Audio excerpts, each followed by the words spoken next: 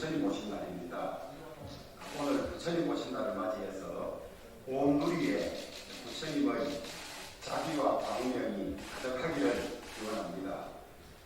코로나19 우리 모두가 힘든 시간을 보내고 있지만은 국민 한 사람 한 사람이 각자 희망과 치유의 연등이 되어서 이웃을 위로하고 나라를 환하게 밝힐 수 있기를 희망합니다. 우리 정치권 역시 부처님 오신 나라의 의미를 다시 한번 되새기면서 동체 대비 자리 이탈의 정신으로 우리 사회의 갈등과 불신, 분열과 대립을 극복하고 국민 통합과 번영, 통일의 길로 나아가게 되기를 기원합니다. 존경하는 국민 여러분, 그리고 사랑하는 국민의힘 당원 동지 여러분, 오늘 6월 11일 국민의힘 전당대회는 정권 교체의 대장정에 첫 발을 내딛는 중요한 출발점입니다. 분열과 갈등으로 주저앉을 것이냐, 아니면 혁신과 대통합으로 승리를 쟁취할 것이냐를 가르는 역사적인 전당대회가 될 것입니다. 얼마 전 존경하는 권영세 의원님께서 이번 전당대회를 걱정하시면서 폐기와 경험 어느 하나만으로는 막중한 소임을 다하기 어렵다. 치열하지만 아름다운 대신에 세대 갈등, 지역 갈등, 거친 말들로 채워지는 전대는 국민들의 불신과 당원들의 좌절만 더 키울 것이라고 하신 말씀에 깊이 공감하고 있습니다. 확실한 승리의 길로 나아가기 위해서는 대선 승리의 노선과 방법을 놓고 치열하게 경쟁해야 합니다. 거친 말이 아니라 지역 갈등과 세대 갈등을 넘어서 정권 교체의 대장정에 어떻게 디딤돌을 놓을 것인지를 격조 있고 치열하게 논쟁해야 합니다. 미래 세대를 위한 담론과 시대 정신에 대한 가치 투쟁으로 국민들을 감동시켜야 합니다. 대선 승리를 위해서는 확 바꿔야 합니다. 노선과 정책이 더 낮은 곳으로, 더 중도로 나아가야 합니다. 노블리스 오블리주를 실천하고 품격도 한층 더 높아져야 합니다. 서로 단합하면서 여당의 실정에 대해서 치열하게 그리고 지혜롭게 싸워야 합니다. 이번 전당대회는 다양한 목소리가 소음이 아니라 아름다운 화음이 되어야 합니다. 계층과 세대 등 모든 것을 아우르는 거대한 용광로가 되어야 합니다. 저는 많은 젊은 후보들이 던진 출사표를 보고 우리 당의 희망을 보았습니다. 많은 후보들이 나와서 각자 자신의 비전과 정책을 놓고 대선 승리를 위한 치열한 논쟁의 장을 펼쳐야 합니다. 엉망이 되어버린 대한민국의 정체성을 바로잡고 경제 파탄 등 정부 여당의 실정을 낱낱이 국민들에게 밝히고 우리의 대안을 제시해야 합니다. 우리 당이 희망이요 대안 세력임을 국민들이 받아들일 수 있도록 설득해야 합니다. 그럼으로써 이번 전당대회는 지난번 민주당 전당대회보다 더 주목받고 감동적인 경연장이 될 것입니다.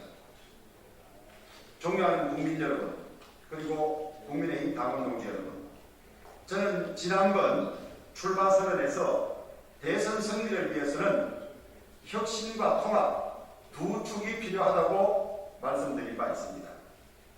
통합 없는 혁신은 공허하며 혁신 없는 통합은 아무런 감동도 없습니다. 혁신과 통합의 양날개로 험난한 정권 교체의 큰 산을 넘어가야 합니다. 저는 이를 적시 실행하기 위해서 대통합위원회와 미래비전위원회를 바로 출범시키겠습니다. 대통합위원회는 우리의 전통적 지지층뿐만 아니라 중도층까지 함께 모을 수 있는 통합의 플랫폼입니다. 대통합위원회를 통해서 첫째, 안철수, 윤석열, 최재형 등 당 밖의 유력한 주자들이 당 경선에 주저없이 참여하도록 문을 활짝 열고 모든 후보가 참여할 수 있는 경선을 만들겠습니다. 둘째, 누구나 흔쾌히 참여할 수 있도록 공정하고 공평한 대선 경선 과정을 관리하겠습니다. 이렇게 함으로써 누가 우리 당의 대선 후보가 되더라도 함께 경쟁한 후보들이 흔쾌히 원팀으로 참여할 수 있을 것입니다. 셋째, 당내 결선 투표제를 도입하여 과반 이상의 지지를 받는 대통령 후보 선출 방안을 적극 검토하겠습니다. 대통합위원회와 함께 당 내외 전문가들을 중심으로 미래비전위원회를 구성해서 국가적으로 중요한 정책 과제에 대한 우리 당의 공약과 정책 방향을 확실하게 정립해 나가겠습니다. 우선 코로나로 인해 고통받는 소상공인과 자영업자들을 위한 민생안정정책을 마련하겠습니다. 백신 수확 등 가능한 모든 수단을 총동원해서 충분한 물량의 백신을 조기에 확보하여 코로나를 조기 종식시키는 데 총력을 기울이겠습니다. 가족과 친족까지도 하루 종일 같은 사무실에서 일하는 동료들끼리도 5명이 넘으면 식사조차 함께 하지 못하는 강압적 수준의 K방역 문제에 대해서 개선책을 마련하겠습니다. 둘째, 집값 폭등을 막고 부동산 문제를 근본적으로 해결하는 정책을 관철하겠습니다. 종부세 등 부동산 관련 징벌적인 세금 제도를 개선하는 정책도 실행하겠습니다. 셋째, 청년들에게 희망을 되돌려주기 위해서 청년 일자리와 청년 주거 안정 대책 마련에 전 당력을 집중하겠습니다. 청년의 문제는 청년 세대만의 문제가 아닙니다. 그 청년 부모 세대의 문제이며 국가적 재앙으로 다가오고 있는 저출산 문제의 해결책이기도 합니다. 이런 차원에서 우리 당이 전 당력을 집중해서 청년 문제를 해결하도록 하겠습니다. 넷째, 블록체인, AI, 빅데이터, 반도체 등 4차 산업의 성장에 관심을 가지고 선도적인 지원책을 마련해 나가겠습니다. 이미 늦었다고도 할 수 있습니다. 아울러 기후변화와 기업의 사회적 책임 등에 따른 경제 전반에 확산되고 있는 ESG 경영과 관련한 제도 정착 마련을 위한 정책을 준비하겠습니다. 정책적 역량을 강화하고 미래 세대를 위해서 대한민국의 비전을 준비하는 정책 전략으로 탈바꿈하겠습니다. 이를 위해서 적시적이고 최적의 정책 대안을 생산하는 방향으로 우리 당의 정책연구소인 여의도연구원을 대대적으로 재편하겠습니다. 이런 여러 가지 비전과 혁신을 통해서 과거의 가치에 매달리지 않고 시대의 흐름을 선도할 수 있는 진취적인 정당으로 탈바꿈하겠습니다. 존경하는 국민 여러분, 그리고 국민의힘 당원동지 여러분, 그동안 우리 당이 가장 부족했던 점은 호남과 청년을 위한 당의 태도와 정책이었습니다. 우리 당이 호남에 다가가려는 노력과 청년 인재를 키우려는 노력이 많이 부족했음을 솔직히 인정하지 않을 수 없습니다. 호남과 청년, 여성 공천 등을 의무적으로 할당하는 방안을 당헌 당규에 명문화해서 전국 정당 세대 간 용광로 정당을 반드시 만들어내겠습니다. 비례대표의 절반을 청년과 호남의 할당해서 당의 외연을 대폭 확장하겠습니다. 당의 중요한 의사결정에 청년 세대가 직접 참여하여 자신들의 문제를 자신들의 시각에서 해결하고 정치 경력을 키워갈 수 있도록 모든 임명직 당직에 2030 청년들을 할당해서 복수로 배치하는 청년 당직제를 운영하겠습니다.